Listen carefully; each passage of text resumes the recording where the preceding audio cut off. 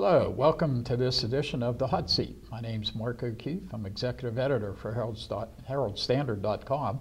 With us today is State Senator Rich Kucinich. Rich has been in the state legislature for a number of years now. You were in the House from 83 to 94, and you've been in the state Senate now since 94.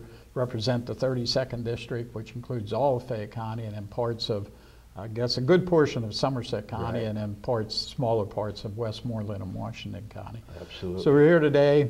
Let's get right into it. We're talking about the budget, and obviously, the budget passed, with very little Democratic support. I don't know if any Democrats voted in favor of it. No Democrats, support. And especially in the Senate. Now, of course, in the Senate, though, the Republicans outnumbered the Democrats, so it wasn't a whole lot you could do. But let's talk about the budget. And obviously, you've maybe been on the losing end of some of these things before, but this thing did seem to be a bigger deal and maybe a little bit more bitter feelings about how everything was handled. Well, and you're right there. In the past, right now, the Republican Party has total control of both chambers and also the governor's mansion, which obviously put us, in terms of Democrats, at a distinct disadvantage there. And in the past, even though under Governor Ridge we were in this situation before, we were included. We had a seat at the table, and we were able to present and had the opportunity to present our ideas and have input into the budget and get some things and some programs that were near and dear to us into those programs. This is the first time, actually, in my 29 years that didn't happen, that we basically were shut out of the process. This was a budget that was put together by the governor and his budget secretary and a few ranking Republicans from the House and the Senate, and they sequestered themselves in that back smoke-filled room that we always hear about. And I guess so much for transparency and openness in government that a lot of people campaigned on last year, particularly the governor. Right. It was the negotiations took place like you said, in a back room and in a cloud of darkness, and information wasn't forthcoming. Even when they did agree to a budget and they had a plan put together, we were promised copies of that budget, and I think 3 days later, the morning we were going to vote for the budget, we finally got a copy of the budget.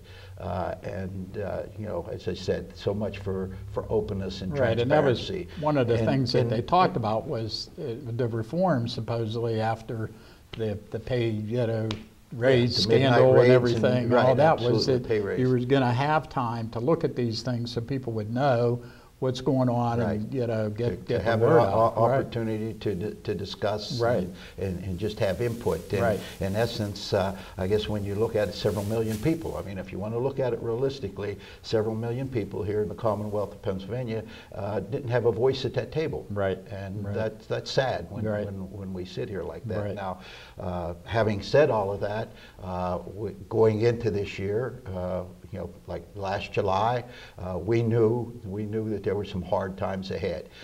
We knew that there was going to be some problems, and the early part of the year, in fact, the first 6 months of the year indicated that we were going to be in big trouble because revenues were not coming in as projected. They were coming in very slow.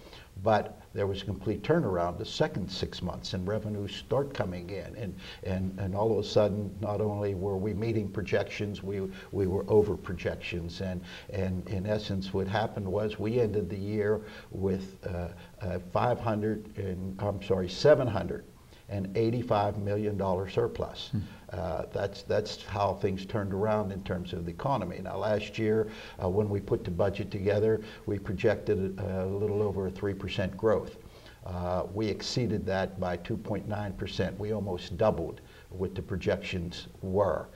So we had a surplus there, and certainly I'm not advocating that $785 million surplus should have been spent. But I think what we could have done is done things a little more wisely. We could we could have eased the pain for Pennsylvanians, and particularly we could have done some things, particularly in education, and that goes from pre-kindergarten to post high school to higher education.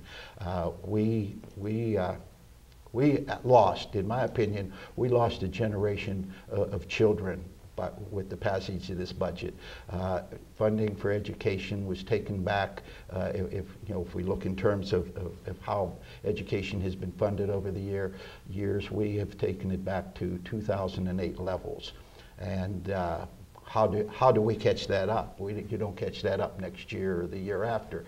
If you look at the growth in the budget for education over the years, particularly public education, it probably averaged 2% a year over the last several years. So we cut spending on education by almost $1 billion this year alone.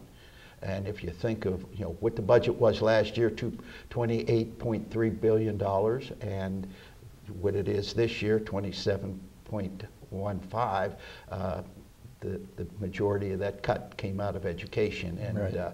My fear is that youngsters, which we talk about our youngsters and being the leaders of tomorrow, being the doctors, the scientists, the educators of the future, if we are not going to properly educate them, and education is a core component of state government.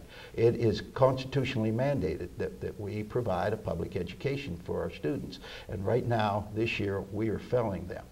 And it's a sad day, because what we're going to see happening is we're seeing programs cut. We're going to see some school district drop important classes, maybe physics, maybe chemistry or advanced math. Art classes, music classes.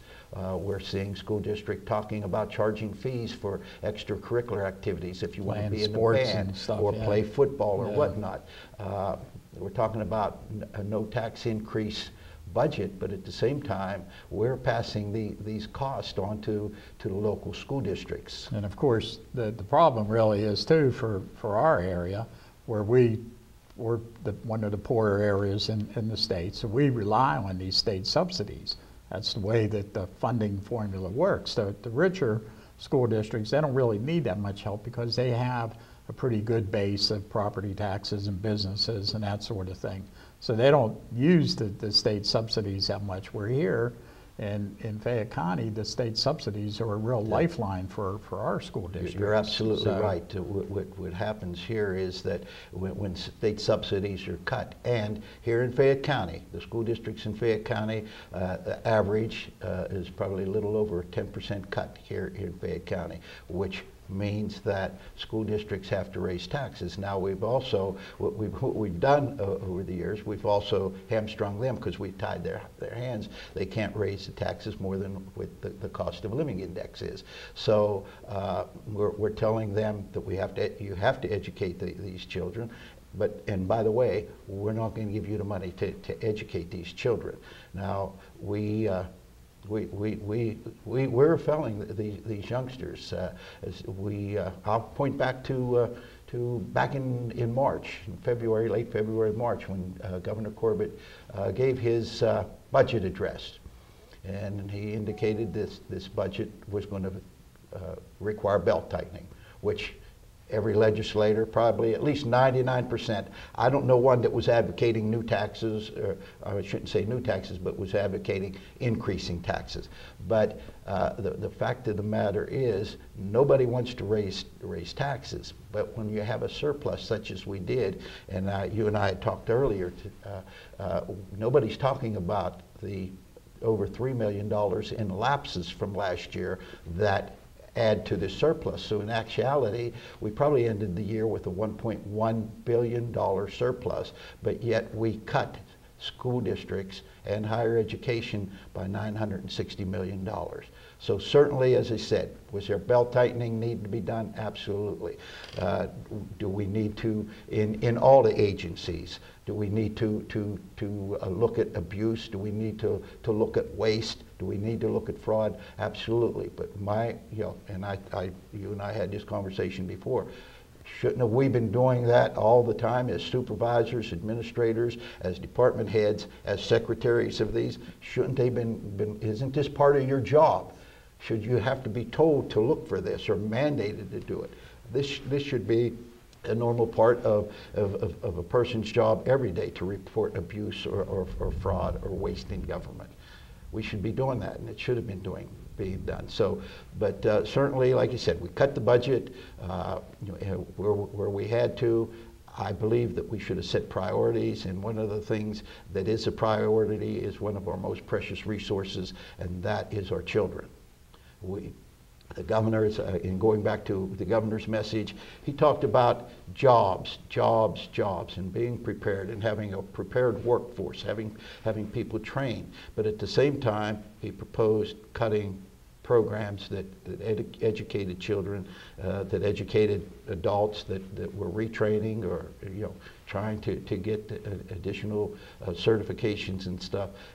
All of this is cut back. And if you look at the previous 8 years, as we continue to grow and put more money, bring it back from Harrisburg and put it into our school districts, or the testing in our school districts has increased tremendously over that period of time. Right. What happens now that we're not going to have tutoring programs? Right. What happens to those students that had the opportunity of doing dual enrollment while dealing with their high school education, at the same time being able to get college credits while they were in high school? There's a magnitude of programs that are out there that we're working and that we're helping the school districts. To say, giving them flexibility, giving the districts flexibility to do and then things. Too, you also had the cuts to higher education with the state colleges. I think, 19%. He had proposed something like 50%. Right. You're able to kind of cut that down to 19%, but yet, what's that going to mean? Isn't that going to mean higher tuition for our college students? And thankfully, again, we did restore some of that through using some of that surplus and such. But Penn State and Temple will say we're cut by 19%. Yeah. Temple has already said we're increasing tuition by 10%. Penn State has said we definitely are increasing tuition. We don't know how much yet, but there will be an increase. Pitt is still contemplating what they're going to do, but I assure you there will be an increase. Now, in addition to that, our state system of higher education, which includes California, which is in my district, Indiana, Edinburgh, Clarion, Shippensburg, that's our state system of universities, will see a cut of 18%. Now, what is happening there is we will see parents and students will see a 15% tuition increase over the next 2 years, 7.5% this year, 7.5% next year. Now, my question is, coming from an area like Fayette County here, where we have obviously unemployment, we have poor people, we have people living in poverty and whatnot, and this particularly the state system was an avenue for them to move on to get their education and so on. Are we shutting them out from getting an education even at our state system, which I think would be a shame if a person doesn't have an opportunity to pursue their dreams. Yeah, certainly, and certainly it's going to affect a poorer area like ours, maybe than a richer area like the suburbs of Philadelphia or the suburbs of Pittsburgh. In addition, don't forget we have Penn State Fayette campus here that is also going to be affected by that. It plays such a central role in our the economy here. And a lot of our students here locally start their college careers there at Penn State Fayette campus. This is where they get their start in life.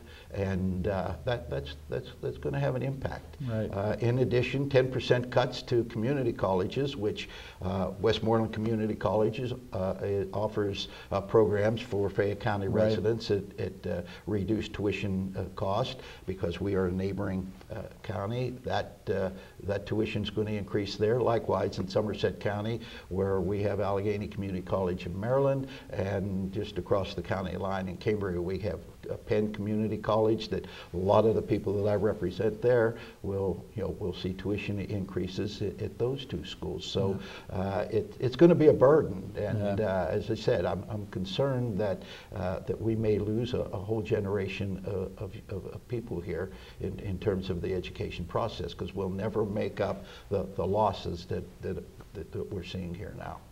Okay, we're going to take a break right now. Stay tuned. We'll be right back.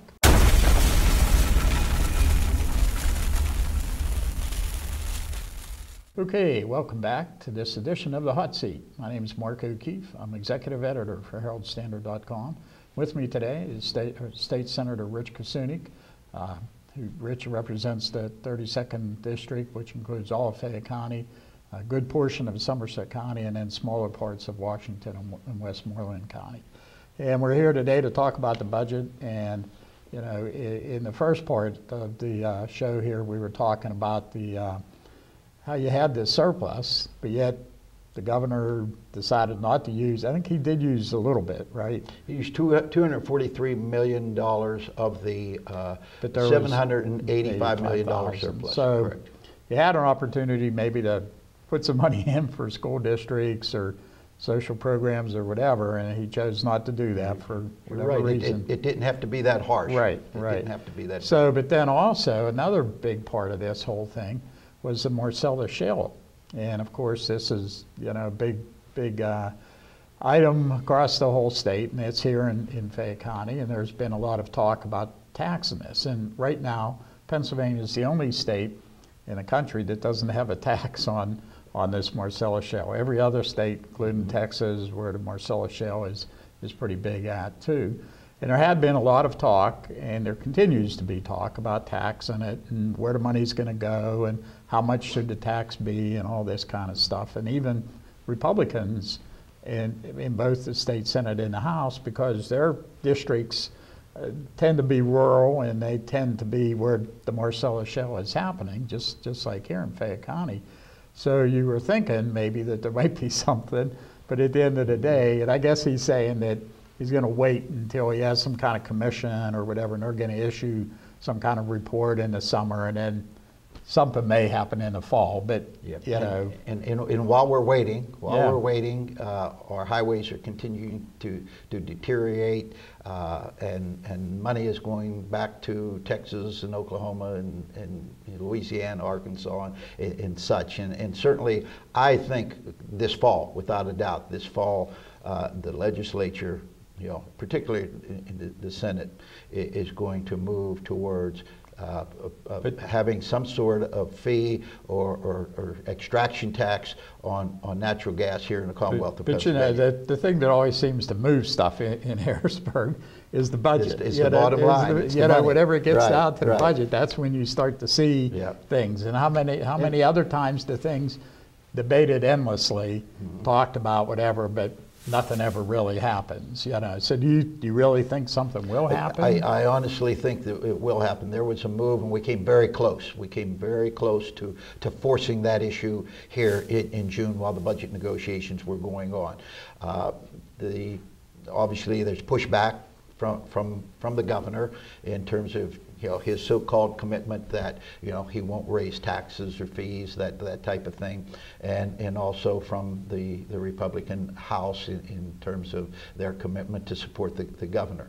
On the other side of the aisle, the building, the Republicans in the Senate are more in tune and more apt to go after an extraction tax. Now, let me sit here and tell you, I'm a proponent of this industry. I think this is an economic engine that will hopefully fuel southwestern Pennsylvania's economy for years to come. There are many jobs out there. People can make a decent living, and they can live that American dream again. In fact, if you check the unemployment rates, Fayette County, its employment rate has dropped drastically recently, and I think a lot of it is attributed obviously to the gas and oil industry here in Fayette County. We are below the national rate of unemployment. We're still about a percentage point higher than the statewide average, but it has dropped tremendously. I think May's figure is 8.5%, which we haven't seen that in a long time, and I attribute it to that industry. But while I support this industry and a proponent of it, I also believe that they should pay their fair share. And in talking to industry officials and CEOs of major companies, they have no objection. They will openly tell you they have no objection to paying some kind of severance tax, a severance tax or a fee. They do it everywhere else, and they're willing to do it here. One of the things that I would like to see, now my concern is, and I guess the numbers, depending, and we really won't know until we have such a tax and the money starts coming in, but we're talking probably in the neighborhood of $200 to $300 million. Of funding. Now, my concern is this, and my hope is, and I've been very vocal about it and talking to the folks that are trying to put together a package, concerning this extraction fee, is that local government does not get left out of this, because local government is the one that's going to sustain all the damage. The roads, the bridges of townships and boroughs and such, with the heavy drilling rigs and the truck traffic and such, are taking a tremendous pounding and taking a beating. And by simply bonding, the road does not cover the damages that's taking place, and everybody realizes that. So I will insist on and make sure that if I'm to vote for such a piece of legislation, that local governments are taken care of and get their fair share in order to take care of these problems and issues. And that's just one issue. There's going to be other issues that we're going to come up that we're not aware of. I think we have to have funding and training for our first responders, to, if there is an accident, if there is a problem there, they're going to be the first ones on the scene. And stuff, They have to be prepared to deal with this, and I want them to make sure that there's funding out of this fee to go to these folks to make sure they're trained properly to deal with those chemicals, as you said. There's going to be environmental issues and problems, and one of the things that I've said all along and been a big proponent of, that there has to be a set aside for a fund, some sort of cleanup fund, some kind of emergency, a fund for emergencies that arise because of accidents, whether it's a contamination to the ground itself, or to a stream or a river.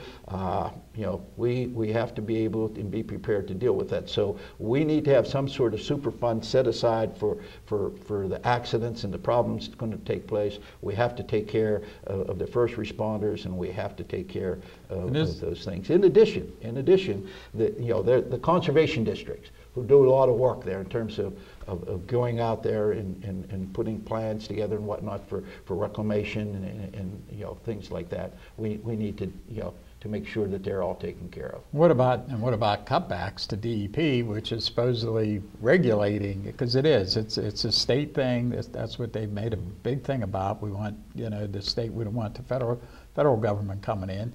So now DEP is supposedly regulating this, but now they're also having cutbacks. Does that concern you Absolutely. In terms of water safety? Because certainly we need more people. We need more people in the field, not less. And we got to let DEP do their job. And we're charging them with the responsibility of taking care of our environment, with our air, our water, our general health. And certainly, I think it would behoove us to make sure that the Department of Environmental Resources, has necessary funding and the necessary employees to be out here in the field, carrying on the investigations, issuing citations, shutting down operations, whatever needs to be done in order to bring everybody into compliance. Mm-hmm. Well, what's your feeling, going out and talking to people? I mean, like we said before, Corbett actually won Fayette County last year. So, and I know, we've talked before, and you said, well, he's kind of doing what he said he was going to do. Now, it might be a little more, maybe people didn't have an idea to the extent, but a lot of people did vote for him. Do you sense that people were, people saying, gee, they didn't know what they were doing, or, they didn't realize, or first of all, I got to defend him. Now, Okay. this is a Democrat speaking, every Republican. I got to defend the man. What he said for all last year, he was out there and he said what he was going to do. He promised everybody he was going to do it. He wasn't going to put a fee on the gas industry, that he was going to make drastic cuts, that, you know, that this is what he was going to do. And people voted for it because my sense would be, you know, you heard his message, you heard what he had to say, and you voted for it, and particularly in Democrat areas. So now you're coming to me, people coming to me and saying, you got to fix this. Well, my question to them is, you know, who'd you vote for? He told you what he was going to do. Yeah. Did you think he was kidding? Yeah. Did you think he wasn't serious? Right. He was honest and forthright, and you got to give him credit for that. And, you know, that's obviously at the time, that's what the people wanted. Now they're seeing the results of this, and they're saying, well, I didn't think he was going to cut education. I didn't think, he was really serious about not taxing the gas industry. Yeah.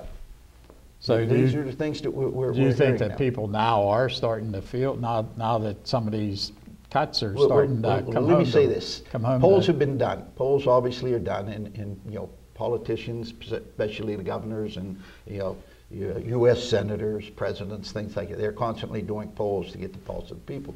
And you know, obviously the polling that's been coming back is not favorable in terms of what, you know, the proposals and what now, I'm sure now that the budget's enacted, I'm sure that the budget's probably going to get a failing grade from the general public in terms of the polling is concerned. The gas and oil industry, polling, once again, this is something that everybody relies on. It seems like 70% of the people in Pennsylvania say there should be a gas tax. Right, right. So what do you think going forward when you get back together in the fall, and, you know, do you think there will be any kind of change among Republicans, or do you think that? Well, as I said, I think there's going to be a very serious movement towards a severance tax. You know, I know at least in the Senate, you know, I would bet, if I were a betting man, I would bet that we will be voting on a bill concerning a severance tax here in the Commonwealth of Pennsylvania. Also, one of the things the governor is certainly a proponent of is selling off the state stores.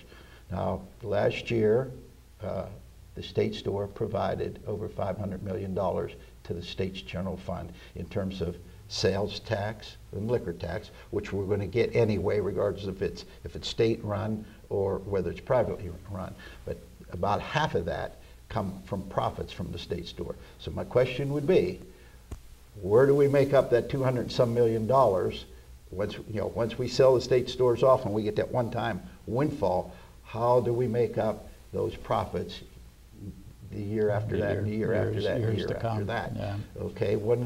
So those are a couple issues. And by the way, one other thing I think that just like to mention here, the gaming is, of course, is something relatively still new here in the Commonwealth of Pennsylvania. Last year, the state's share, in terms of revenues, was about $1.3 billion in revenues from the gaming licenses that are out there. And obviously that, a portion of that money goes back to property tax relief. And I think a lot of times people are saying, I don't see it, I don't know it. So I think what we're going to do is, on your tax notice in the future, it will tell you exactly, what your share of the gaming industry, those proceeds, what went in terms of reducing your property taxes for school purposes. So those are a couple of interesting things, that perhaps maybe in the future we could come in and have another discussion. Some of these things we could probably spend an hour on one issue. But well, certainly you're willing to. We'd love to have you back again sometime. And I want to thank you for being on our show today. Unfortunately, this is about all the time we have. So once again, I want to thank you for coming on our show Okay. today, and You know, appreciate you. certainly very letting- enjoyable. Giving and, us some inside. Hopefully we inform the Yeah. general public to some things, and I look forward to coming back and talking about the issues of importance to all of us here, not only in Fayette County, but the issues that resonate throughout the Commonwealth here. Okay. And I want to thank you out there for watching. My name is Mark O'Keefe. I'm executive editor for HeraldStandard.com, and we'll see you later.